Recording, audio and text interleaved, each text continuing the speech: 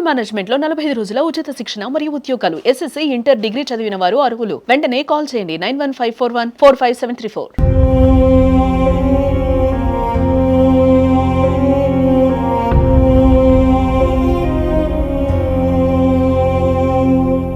మా నాన్న నుంచి కాదు అంటే మేము ఎక్కడికన్నా తీసుకోబోదుము అంతే. ఆమె నిర్లక్ష్యం వల్లనే ఆమె పాలన తిన్నది. ఈరోజు మాకు న్యాయం జరగాలి అంతే.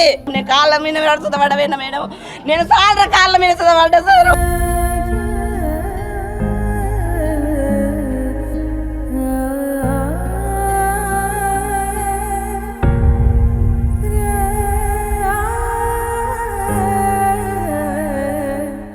రోజుల కింద వచ్చినాం.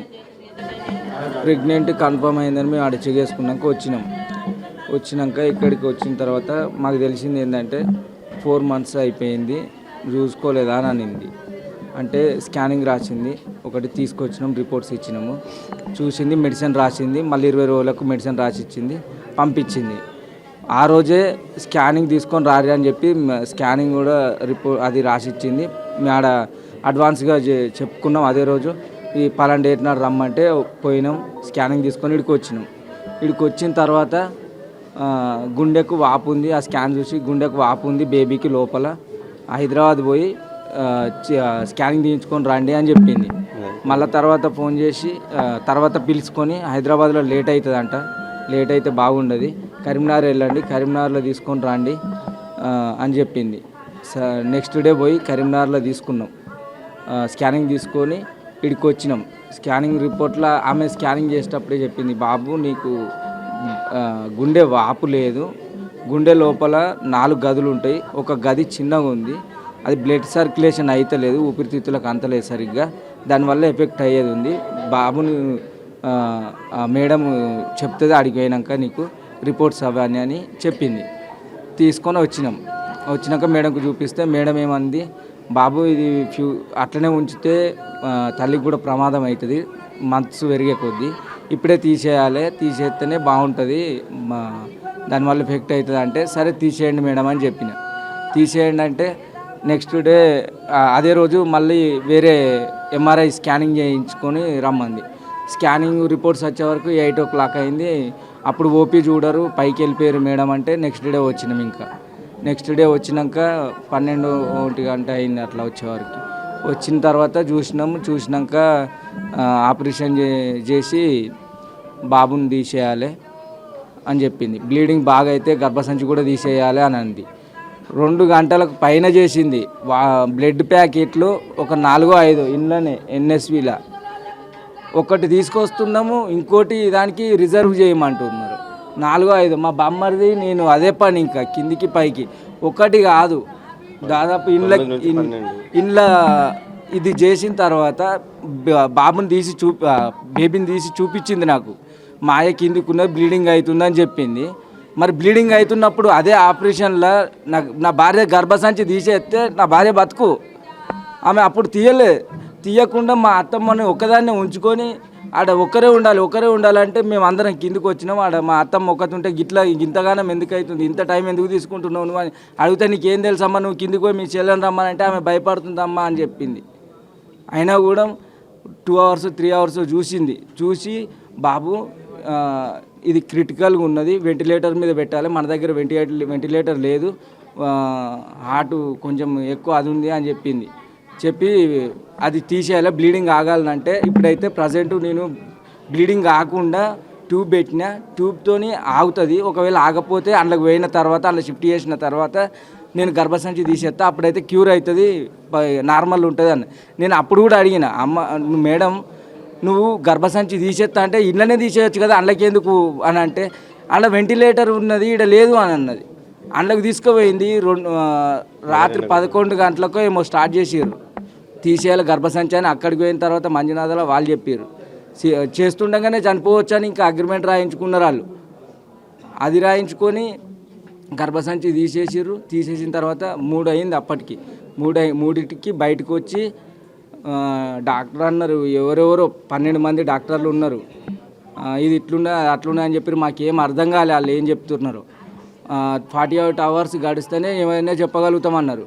48 అవర్స్ గడవలేదు. నిన్న వాళ్ళే మాట్లాడారు, వాళ్ళే అంబులెన్స్లో ఇద్దరు డాక్టర్లు వచ్చారు, హైదరాబాద్కు యశోదకు పంపించారు.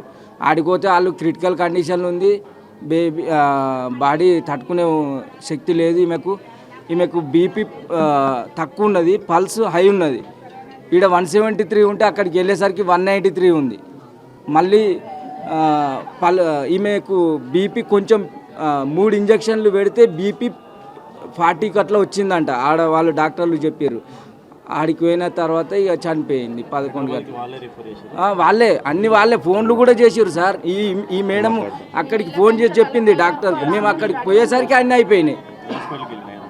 యశోదల సికింద్రాబాద్ రికార్డు చేస్తారు. ఎందుకు చేస్తారండి? మనం బయట పంపిర్రని మంజునాథ్ హాస్పిటల్ పోగానే నన్ను బయటకు గెంటేసిర్రు.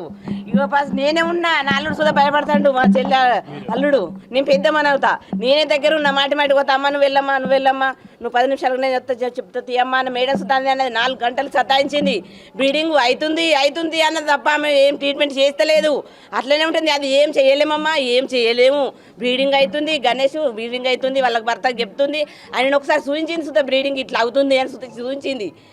ఏం మరి మీరు హైదరాబాద్ తీసుకోరు, మా నాన్న నుంచి కాదు అంటే మేము ఎక్కడికన్నా తీసుకోబోదుము. అంతే. ఆమె నిర్లక్ష్యం వల్లనే ఆమె పాలన తిన్నది. ఈరోజు మాకు న్యాయం జరగాలి అంతే. అంతే. ఆమె నిర్లక్ష్యం వల్లనే నేను మాటికి 10 నిమిషాలకు ఒకసారి ఎక్కుతున్నా దిగుతున్నా. వీళ్ళందరూ డౌట్ పడతారు. నేను ఒక్కదాన్నే కిందికి పోతున్నా వస్తున్నా. ఆమె నన్ను అస్సలు కంపౌండర్ వస్తుందమ్మా, మేడం చెప్తుంది.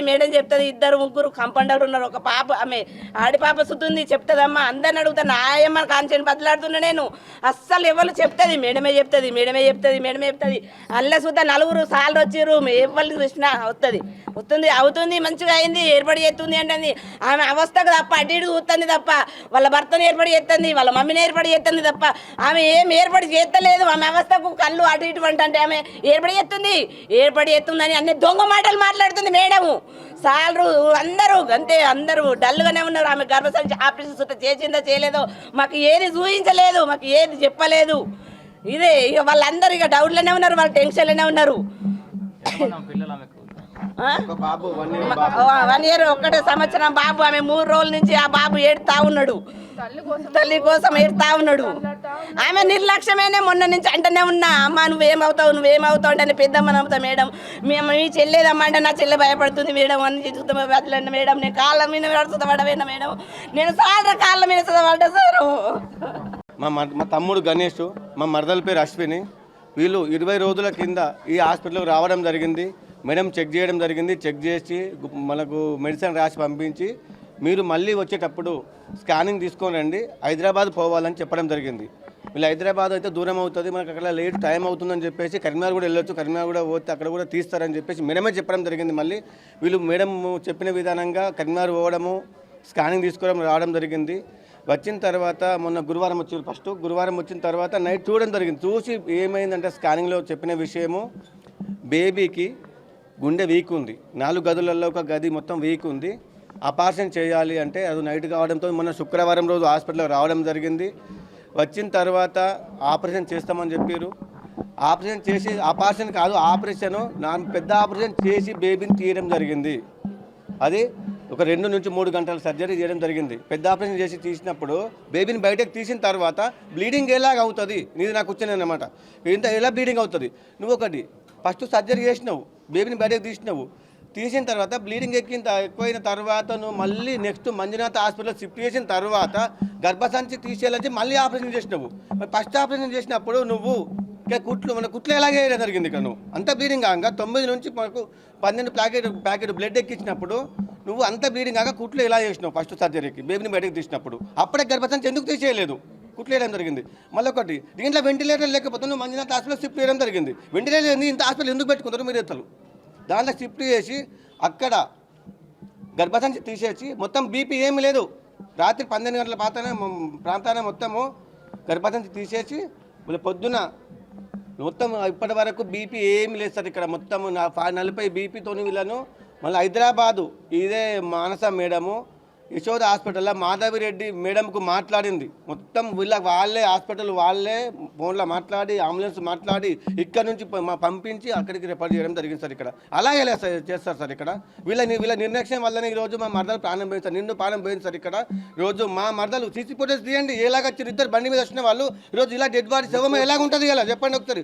మొత్తం ఒకటి సార్ ఇక్కడ ఇంకొకటి, ఈరోజు మేడము తప్పు చేయలేకపోతే ఒక్క రూపాయి కూడా ఈరోజు తీసుకోకుండా బయటకు పంపించింది. నీ తప్పలేదు, నువ్వు రూపాయి ఎందుకు తీసుకోలేదు, నీ ఛార్జ్ ఎందుకు తీసుకోలేదు అని నేను క్వశ్చన్ చేస్తున్నాను. ఈరోజు మా మరదలు ఈరోజు చనిపోవడం వాళ్ళు 26 సంవత్సరాలు, ఒక సంవత్సరం బాబు తర వాళ్ళు ఎట్లా బతకాలి, ఆ బాబు ఎట్లా పెరగాలి చెప్పండి ఒకసారి ఆలోచించండి.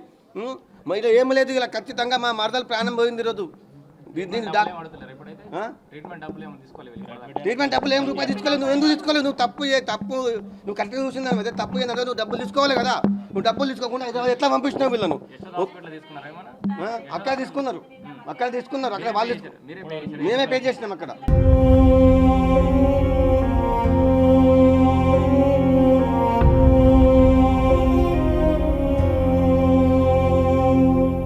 మా నాన్న నుంచి కాదు అంటే మేము ఎక్కడికన్నా తీసుకోబోదుము. అంతే, ఆమె నిర్లక్ష్యం వల్లనే ఆమె పాలన తిన్నది. ఈరోజు మాకు న్యాయం జరగాలి అంతే. నేను కాళ్ళ మీద పడుతుందా పడవేనా మేడం?